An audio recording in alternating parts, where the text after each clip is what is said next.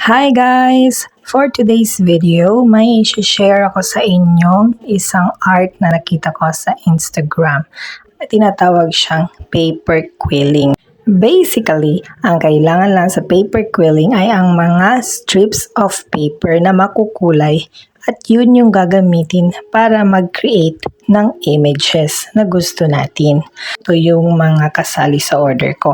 At meron ngang glue na nasali. Ayan, nahulog pa guys. So may glue tayo.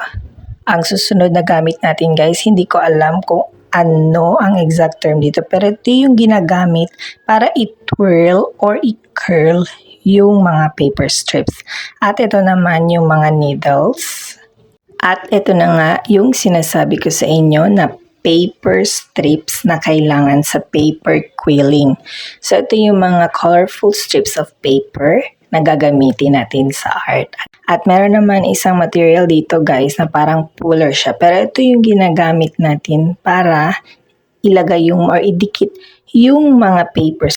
At ito naman ang mold para i-shape yung mga papers. So ayan guys, thank you so much and I'm so excited na i-share sa inyo ang mga art na gagawin ko. See you sa next video. Bye! Josh G TV!